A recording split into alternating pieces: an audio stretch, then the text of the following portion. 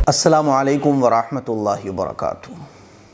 ایک مسئلے کے متعلق بڑی غلط فہمی ہمارے مسلمانوں کے بیچ میں پائی جاتی ہے، اور وہ غلط فہمی یہ ہے کہ آج فجر کی نماز ہی ایک صاحب مسئلہ معلوم کر رہے تھے کہ مفتی صاحب رات کو بیوی سے ملاقات کر لی۔ تو میں نے کہا کوئی بات نہیں ہے۔ بولے کہ نہیں، آگے تو سنیے آپ، رات میں بیوی سے ملاقات کر لی اور صبح سحری میں آنکھ بھی نہیں کھلی، جب آنکھ کھلی تو سحری کا ٹائم ختم ہو چکا تھا۔ تو ایک تو رمضان کے مہینے میں بیوی سے ملاقات، دوسرا یہ کہ سحری کا ٹائم بھی ختم ہو گیا، فجر کا ٹائم شروع ہو گیا، اور جب آنکھ کھلی تو ہم ناپاکی کی حالت میں ہیں، تو کیا روزہ ہو جائے گا؟ یہ دو بڑے ضروری مسئلے ہیں۔ السلام علیکم ورحمۃ اللہ وبرکاتہ۔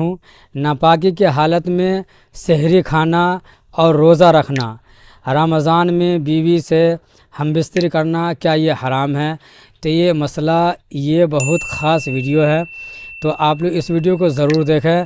جو مفتی ایم قاسمی صاحب قرآن و حدیث کی روشنی میں بتا رہے ہیں، تو خاص کر کے رمضان کے مہینے کا ویڈیو ہے، اور عورتیں اس ویڈیو کو ضرور دیکھیں۔ تو چلیے آپ لوگ کو ویڈیو دکھاتے ہیں۔ السلام علیکم ورحمۃ اللہ وبرکاتہ۔ ایک مسئلے کے متعلق بڑی غلط فہمی ہمارے مسلمانوں کے بیچ میں پائی جاتی ہے، اور وہ غلط فہمی یہ ہے کہ آج فجر کی نماز ہی ایک صاحب مسئلہ معلوم کر رہے تھے کہ مفتی صاحب رات کو بیوی سے ملاقات کر لی۔ تو میں نے کہا کوئی بات نہیں ہے۔ بولے کہ نہیں، آگے تو سنیے آپ، رات میں بیوی سے ملاقات کر لی اور صبح سحری میں آنکھ بھی نہیں کھلی، جب آنکھ کھلی تو سحری کا ٹائم ختم ہو چکا تھا۔ تو ایک تو رمضان کے مہینے میں بیوی سے ملاقات، دوسرا یہ کہ سحری کا ٹائم بھی ختم ہو گیا، فجر کا ٹائم شروع ہو گیا، اور جب آنکھ کھلی تو ہم ناپاکی کی حالت میں ہیں، تو کیا روزہ ہو جائے گا؟ یہ دو بڑے ضروری مسئلے ہیں جو میں آپ لوگوں کو سمجھانا چاہتا ہوں۔ پہلا مسئلہ تو یہ سمجھیں کہ رمضان کی راتوں میں میاں بیوی کا ایک دوسرے سے ملاقات کرنا بالکل جائز ہے، اس میں کوئی گناہ نہیں ہے۔ قرآن میں، احادیث میں بالکل کلیئر ہے کہ رات میں اپنی بیوی سے ملاقات کر سکتے ہو، اور یہ کوئی گناہ کی بات نہیں ہے۔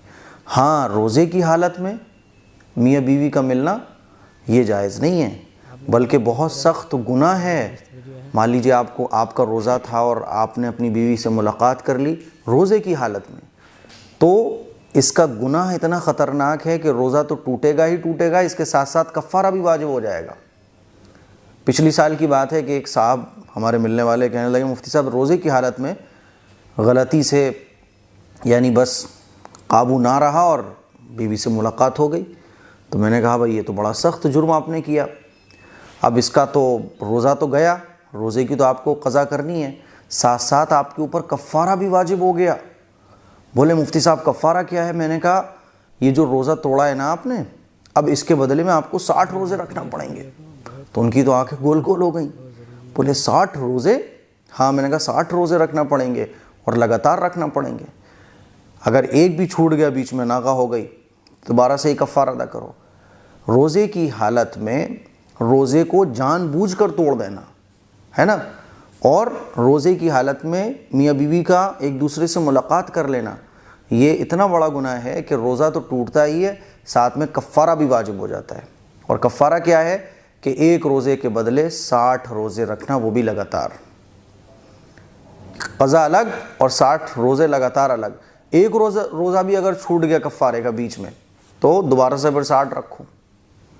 تو اسی لیے بہت سخت گناہ ہے، یہ روزے کی حالت میں نہیں کرنا چاہیے۔